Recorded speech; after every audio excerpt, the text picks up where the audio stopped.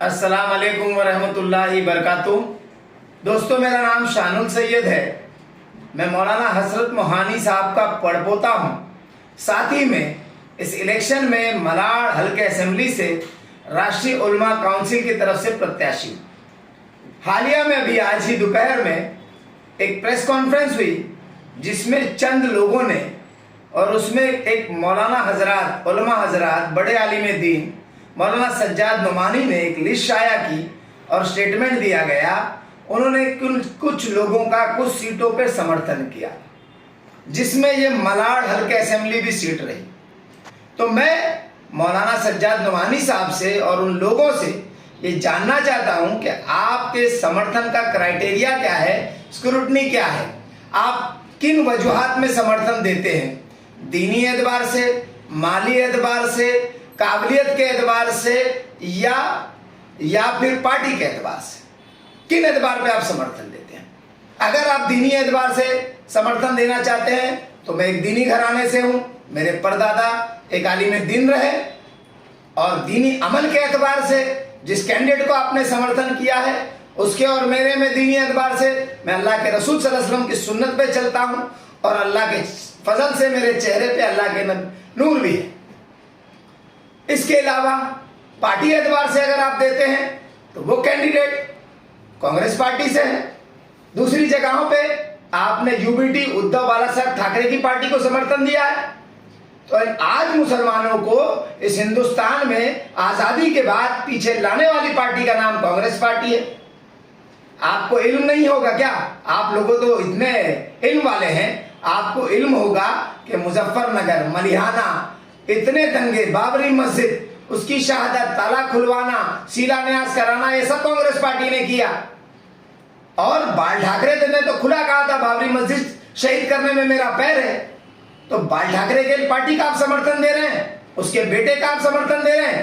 अगर आप बाल ठाकरे को समर्थन देना चाहते हैं, बाबरी मस्जिद शहीद करने वालों का समर्थन देना चाहते हैं, तो जाइए पहले उद्धव ठाकरे से एक माफीनामा लिखवाइए या कहिए उससे ऐलानिया कि वो कहे कि बाबरी मस्जिद शहीद करने का उसका गम है, मैं खुद वापस आ जाऊंगा, मैं आपके समर्थन की तायीद कर दूंगा, मेरी पार्टी के लोगों से भी कहूंगा।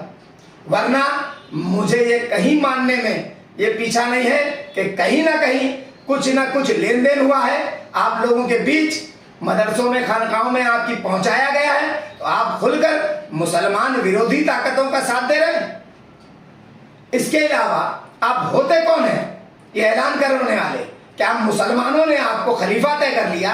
सारे मसलक की बात आपकी सुन लेंगे, हर मसलक का आदमी आपकी बात तय कर लेगा। अगर आप वक्त के खलीफा भी होते ना तो मैं आपका विरोध करता, क्योंकि जो अव्वल खलीफा थे हजरत अबू बकर सिद्दीक रज़ियल्लाहु अन्हु, उन्होंने जब खिलाफत ली तो मिंबर रसूल पे उन्होंने खड़े होकर कहा मेरी इताअत तब तक करना जब तक मुझे अल्लाह उसके रसूल की इताअत पे पाना। आप अल्लाह उसके रसूल की इताअत को छोड़कर एक बाबरी मस्जिद शहीद करने वाली पार्टी का समर्थन करने मुझे बोलते हैं, तो मैं इस वक्त भी आपकी मुखालफत करता। और मेरी पार्टी में क्या बुराई थी? मेरी पार्टी का जो फाउंडर है वो है मौलाना आमिर रशादी साहब, जो खुद एक आलिम दीन है, जो जामिअतुर रशाद करके आजमगढ़ में एक मदरसा चला रहा है, बेबाक क़यादत है, उसके ऊपर कोई भी इल्जामात नहीं है। लास्ट इलेक्शन में भी उसने अपना इलेक्शन नहीं लड़वाया। तो आप क्या करना चाहते हैं? जो अल्लाह उसके रसूल अपनी मस्जिदों के लिए लड़ रहे हैं उनका समर्थन आप नहीं करते। आप जाके जो मुसलमानों पे मुखालिफ रहे, जिन्होंने मुसलमानों को इस हद तक पहुंचाया, उनका आप समर्थन करते हैं, तो इंशाअल्लाह आपको जवाब देना पड़ेगा। और अगर आप यहां जवाब नहीं देंगे तो इंशाअल्लाह क़यामत के दिन अल्लाह की बारगाह में मैं आपको पकड़ूंगा इंशाअल्लाह, कि आपको मियार बताना पड़ेगा किस मियार पे आपने समर्थन दिया। अस्सलाम वालेकुम वरहमतुल्लाहि बरकातुहू। और आखिरी में मैं उम्मत मुस्लिमा से ये अपील करता हूं कि ऐसे लोगों के समर्थन के या ना समर्थन के बहकावे में बताइए, अपनी काबिलियत दिखिए। अगर आप इस्लाम की बात करते हैं तो जो अल्लाह उसके रसूल के लिए खड़ा है उसके समर्थन में आइए। आखिर दावाना अल्हम्दुलिल्लाह।